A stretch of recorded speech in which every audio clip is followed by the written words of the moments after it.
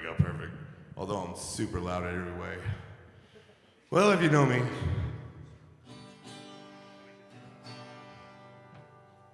I don't even need that. Everyone's gonna hear me anyways. I'm a fucking loud asshole.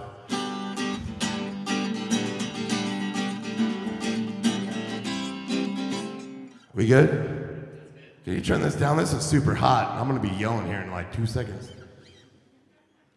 All right, we're gonna go kick it back to, man, like some early like New Orleans stuff.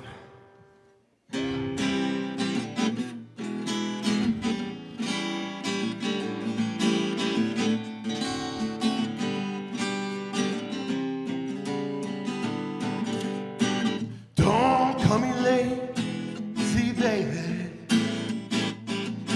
Don't tell me that I'm no good. Darlings don't feel like thinking.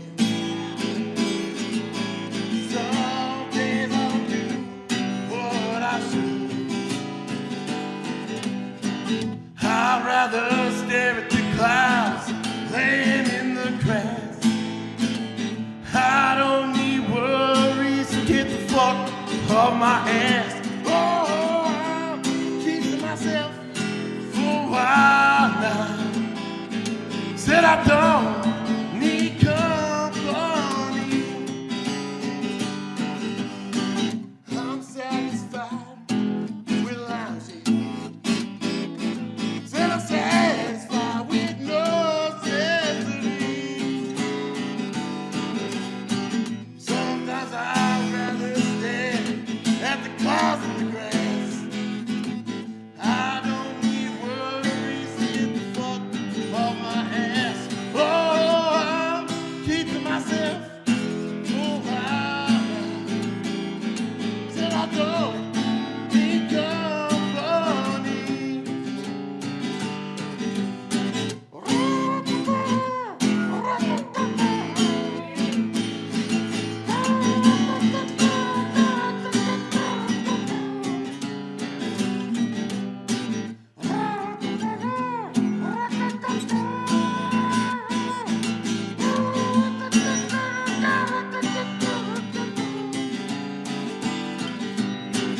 I'd rather stare at the clouds, staring at the sun.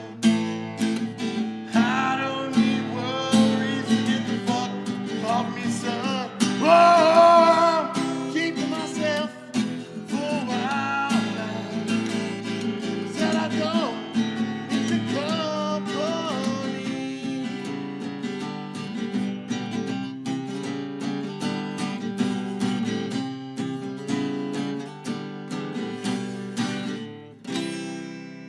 Thank you. Sorry. I told him it was gonna be too fucking hot. Like, cause I scream like a fucking banshee. Yeah, sorry, I had a little bit too much drink. I'll play one more for you and I'll get the hell out of your fucking face. I'm Billy Doom. Continue to come to this open mic because it looks fucking great tonight. The nips are great. This fucking bar is great. And everybody needs to be here all the time. Keep this shit alive because we don't have many of them. You want to go hang out the Peak or you want to go to like the Fox and the Hound?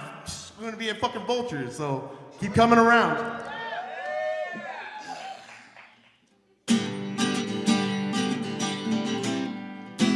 Ooh, one more time.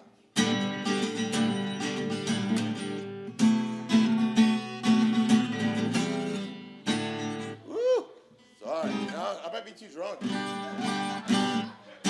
Well, I'll try one more time. If we don't get it, then I'll get out of your hair.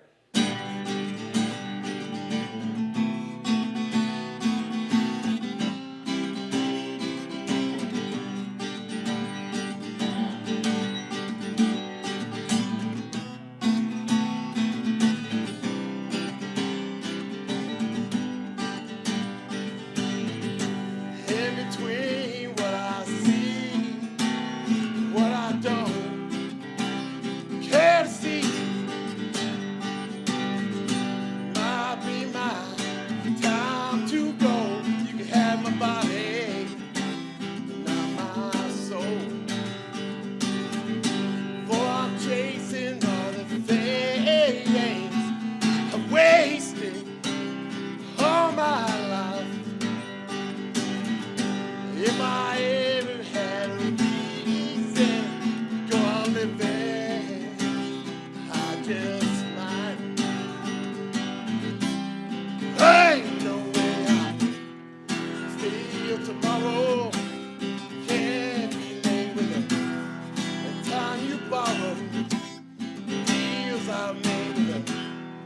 man, I fall run deep with sorrow.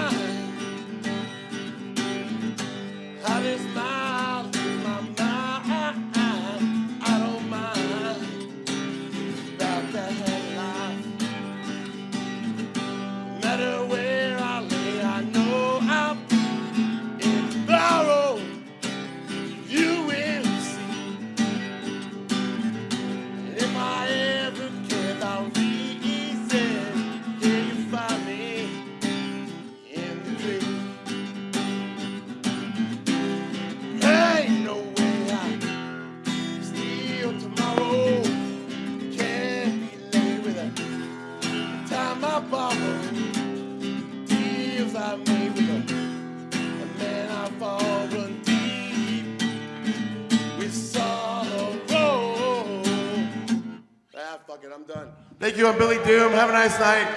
Enjoy this. Thank you for coming out. Y'all rock. Stick around for the comedy. Listen to these fucking musicians and tip your fucking bartender because she's rad and Mike's nice. He even dressed up. He's all pretty and clean. I like him.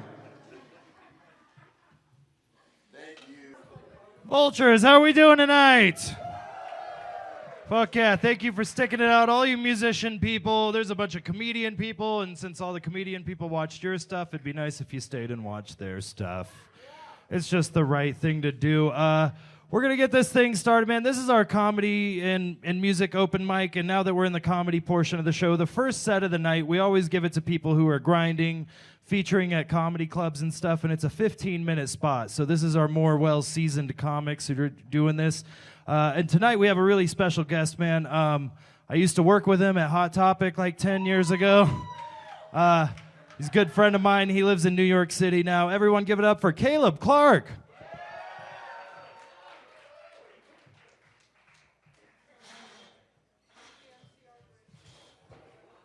Yo, give it up for Joe. Give it up for Joe. I try not to tell people I used to work at Hot Topic because whenever I tell them that, they're like, oh yeah, I can see that. I'm like, what do you mean by that? What the fuck do you mean by that? Have you guys ever been so high that you got an Amber Alert and you texted back, but what's the bounty though? Dead or alive? The kidnapper, of course.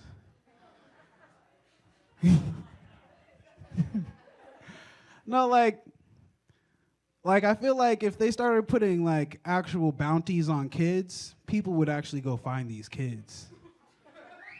And instead of giving it that weird, annoying noise, like that, we should all give it the Hunger Games horn. That get niggas out the seats real quick. There's a child missing. It's a rack on that kid's head. Let's go find that kid. Yo, I go find a little white baby for $1,000.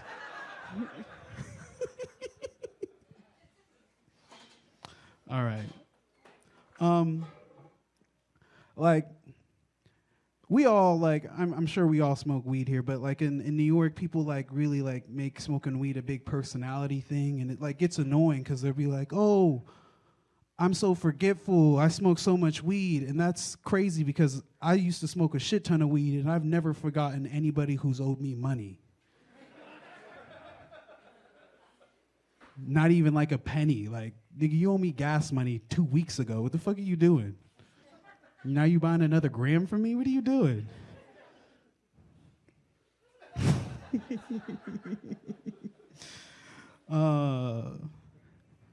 I remember the first time I met my dad, he looked me in my eyes and he was like, I'm so happy to be a part of your life. And I was like, oh, then he was like, I love you. And I was like, relax, nigga, I just met you.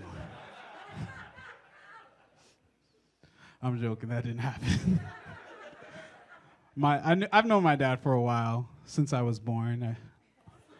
No, but like, have you guys ever smoked with your parents? Yeah?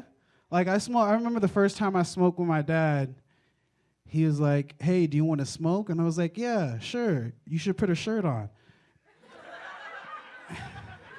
I'll meet you outside." And so I'm outside and I'm waiting for him to come out, and he comes out, still no shirt. And I was like, okay, you do you. And so like we're smoking outside on my stoop, and he looks me in the eyes and he's just trying to have this really like meaningful conversation with me, like, "Caleb, I wish I was there. I wish I was a better father to you, blah, blah, blah, blah, blah, blah, blah, blah, blah." You guys know how dads are, right? You guys know my dad. And like the whole entire time we're having this conversation, I'm just looking at him and I'm just like, damn, is that what my nipples are gonna look like? Like in that moment, I was like, please, I pray to God, I hope I have my mom's nipples. Like, I don't know what they look like. That's a lie. Listen. My mom is the only person who's ever been able to weaponize breast milk. In lieu of throwing things at me, my mom would be like, "Oh, you think you funny? You think you funny?" I'm like, not looking at her, and she'll be like, "Caleb, look." And I look, and I'm like, "Oh, shit, it's in my eye!" And she'll like, she can't aim for shit when she's throwing, but her breast milk, when she squirts that shit at you, she gets you in the eye every single time. Oh, gosh. My mom's here right now, too.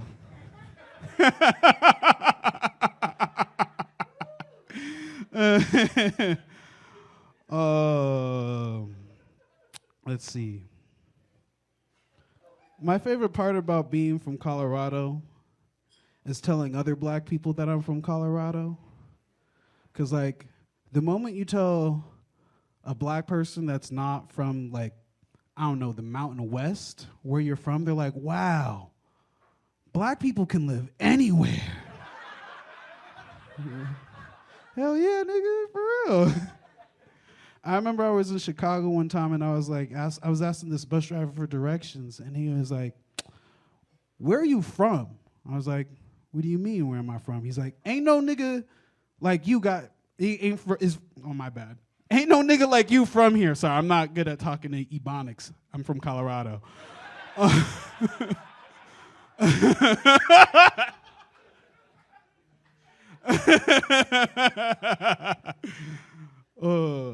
But he's like, "Ain't no nigga like you dressed like that is from here." He's like, "What do you mean?" He's like, "Ain't no nigga got shit like that in their ears." I'm like, "You talking about my plugs, bro?" And he was like, "Yeah, and you call me bro."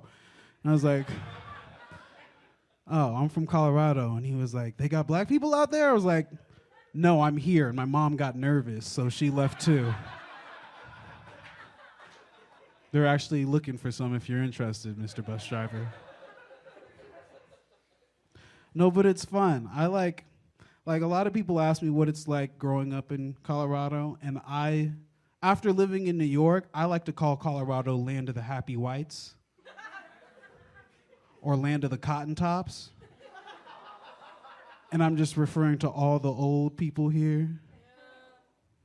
There's not really a joke for that yet, but I'm working on it.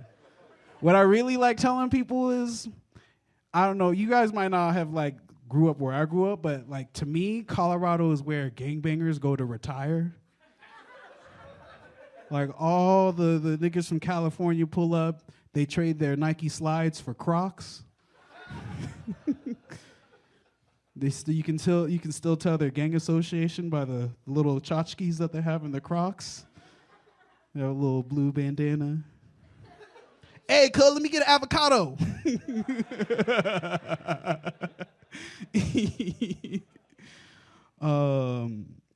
Let's see. You guys remember the first time your parents said the N-word? Yeah? We'll talk later. You might be mixed. Your hair got some curls to it, so it might be allowed. But I remember the first time my dad said it. My dad's from New York, so I remember like as a kid he was just rapping some Mobb Deep lyric to me in my face, like something, slap a nigga in the face. I was like, okay, that makes sense. But my mom grew up in a place where they didn't say the N-word. Like my mom's from England. So like when she said it, I was like, wow, you had to knock the dust off that N-word, Mom. It was crazy. When she said it, she was describing a part of her truck. And my mom has a really nice truck. She has a truck that make most white men cry. Like, it's beautiful. And like, she's like, you see that stainless steel bar on my car, Caleb? I was like, yeah. She's like, you know what they call that? I was like, what? She's like, the nigger rammer. I was like, what the fuck is that? She's like, it's what I mow my white people down with. My mom's an English professor, guys. I don't even know why she has a truck. I think we should defund the police.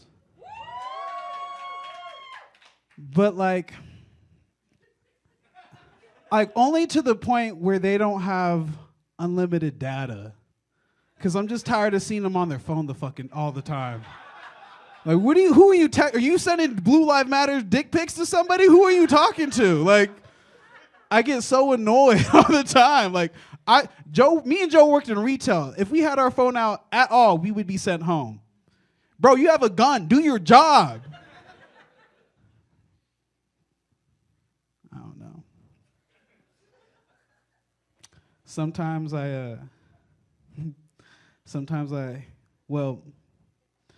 somebody told me that I am cosplaying as a black lesbian, especially from behind. And the girl who told me this, she looked exactly like me but had a closer shave, which was like annoying. And like I remember one time like I was at a bar and I was ordering a drink. And I was like, all I heard was, ooh, goddamn, girl, you look good. And I turn around, like, who is he talking about? And it was a girl, and she was looking at me, and she's like, oh, it's a dick day today. It's a dick day today. I was like, what the fuck? How do we just change up? And she looked exactly like me. Like, it was like looking at a reflection, but a shorter version of me. Only short studs hit on me, which is confusing.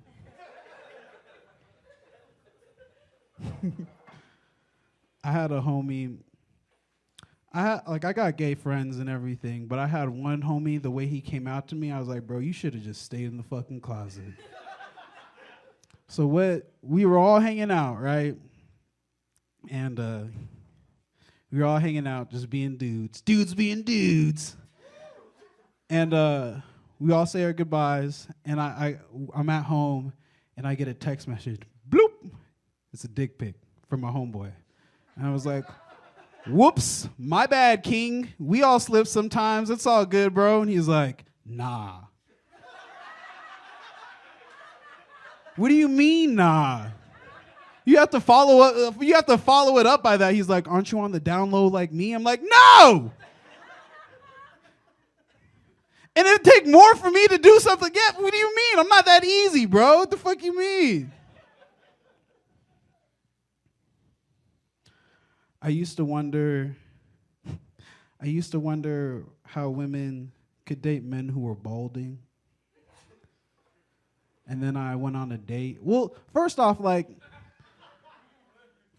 it's just like when you're making out with this balding dude, what do you do with that island of skin right there? That extended neck. You slapping that for good luck? Like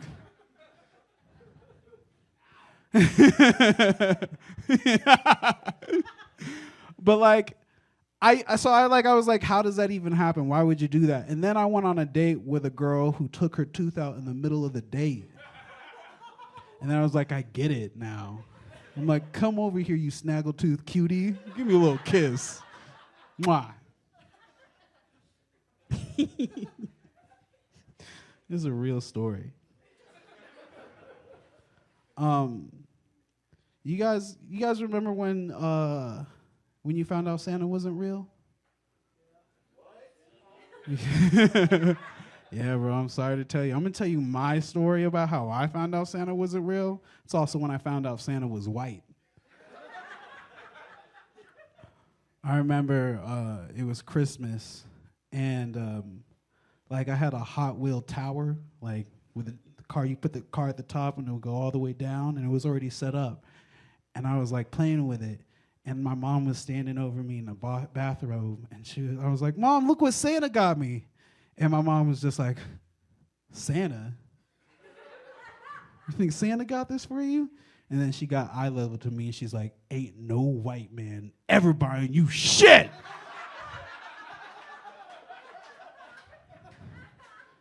And that's how I grew up with a white Santa. Okay, cool. Talked about defunding the police. I have a strict no white woman policy on my dating apps. I'll date a white lady, but like I won't talk to her on a dating app. I have to meet her in the wild. Specifically because I need to screen my white women, because we'll have a caucastic moment if I don't. And like you're probably wondering what's a caucastic moment, and a caucastic moment is like I was on a date with this girl, and she was like, "That's so cool that you're from Colorado, Caleb. So are you afraid of black people from here?" And she was referring to black people in New York. And I was like, "No, that's not really how that works." And I'm like, "Are you afraid of when you meet white people with less teeth than you?" Like, I don't know, like the only time I'm afraid of anybody is like if they're not wearing a belt and they're like constantly picking up their pants. That's a real, like, this nigga has nothing to lose. He's like, "Hey nigga, let's go." It'll be a white dude doing the same thing. You're like, "Oh shit." But like I met this white lady in the wild, i.e. the club, and she was dancing on me, and I was just trying not to swallow her hair.